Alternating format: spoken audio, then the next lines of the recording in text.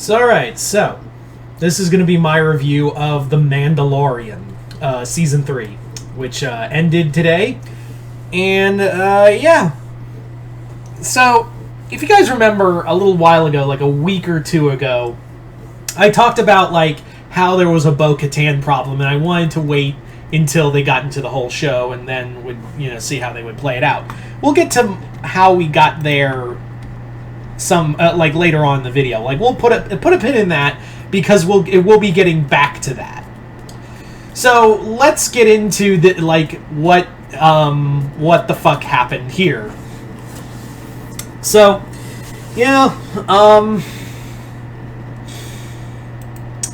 this season was okay.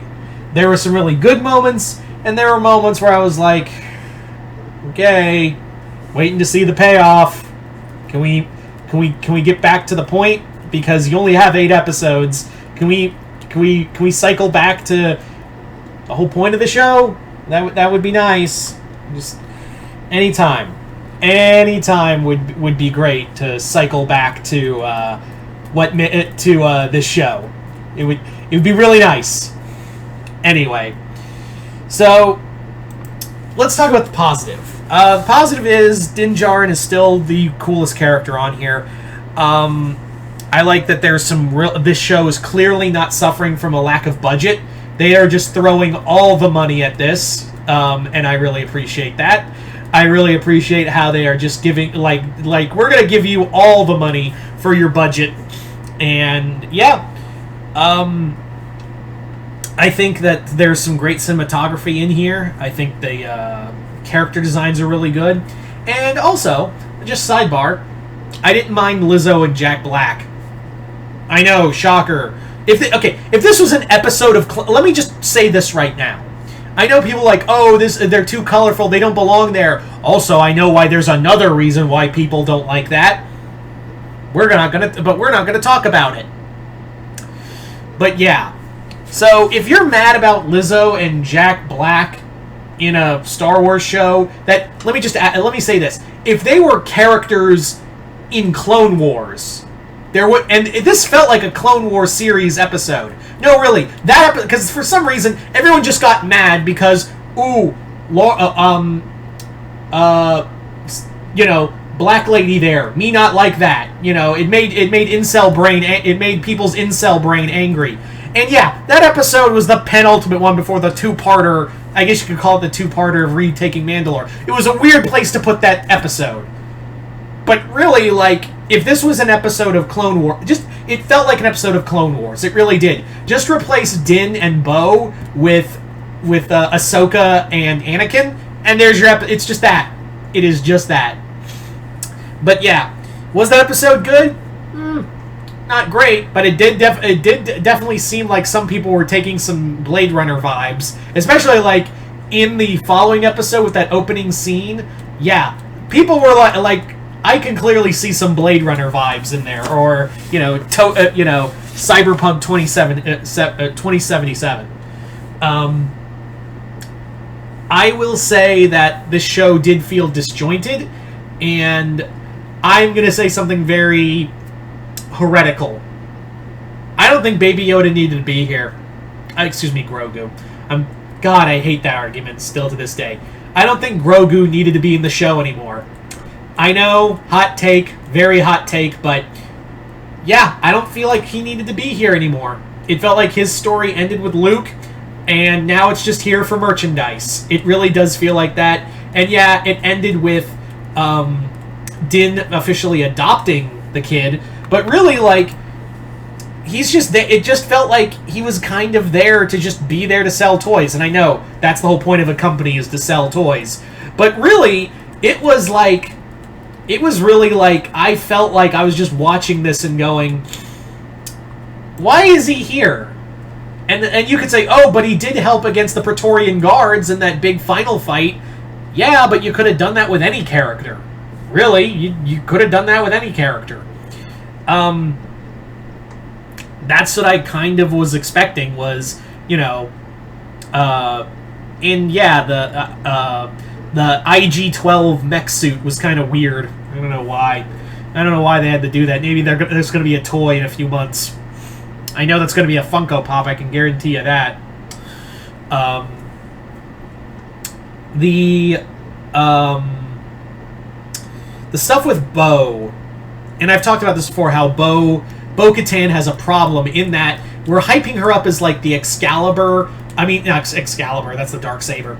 The Darksaber is the Excalibur, and like Bo-Katan is like the King Arthur of the series, and she's going to unite all the clans and all that. And I'm like, point check.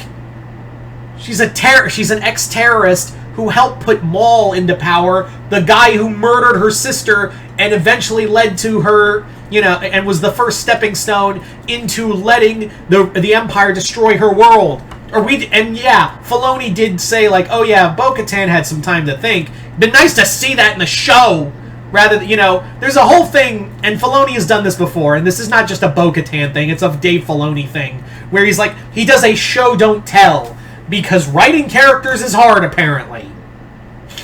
So, I still can't get over that. Like, I can't get over the fact that, like, Bo-Katan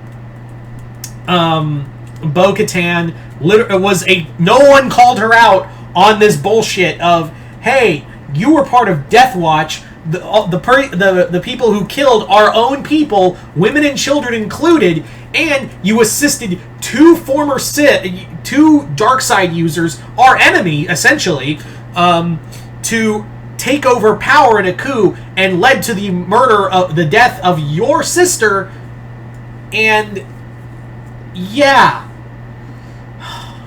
I wish that was brought up. I really do wish that was brought up in some way, shape, or form. Moff Gideon, it was cool to see him again. I do like the armor. I do like how it looks like, and maybe this is just me, but it really looks like a mix of Darth Vader mixed with Emperor Zurg from Buzz Lightyear. Now that I've said it, none of you are going to not look at that and go, I don't see it. None of you are going to do... Everyone who looks at that now, you're going to be like, fuck Emperor Zurg! Not one of you are going to be able to unsee that now. Anyway. The season on a whole did feel pretty disjointed. Like, I know that Dave Filoni is doing a movie that's going to wrap everything up and tie together, I guess, things for Ahsoka and Mandalorian. And I've heard that there may be a season 4 on the way. But really, this felt like we were just kind of like spinning the wheels. And if this is the third final season, and if we don't get that 4th season, which again, I don't know if we are or not. I've heard two different things of, oh, we're getting it, and nah, it's just going to get wrapped up in a movie and tie up the loose ends with Ahsoka. I don't know where we're going with that.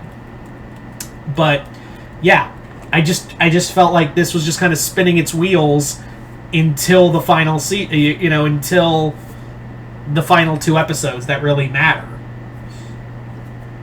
And even then, it sometimes felt like Din didn't feel important in his own show. And this became the Bo... And I hate to say that, but like... And I wouldn't have a problem with Bo being the main character in The Mandalorian had we not kind of discussed the things I just talked about. But no, we don't do that. The Darksaber gets destroyed. And Moff Gideon's whole plan of making Force-sensitive clones of himself with Beskar armor, okay, sure, okay, I'm just like, okay, that was not where I was thinking you were going with this, but, alright, more Giancarlo Esposito's the better, I guess. Yeah. There were good moments. I think we can all agree the Pirates episode was actually probably the best one. The best of the episodes. And there is stuff I liked. If I was to pick like my least favorite season, it'd be this one. I will admit though, the penultimate episode showing Paz Vizsla, his death, the Praetorian Guards, that episode was a lot of fun.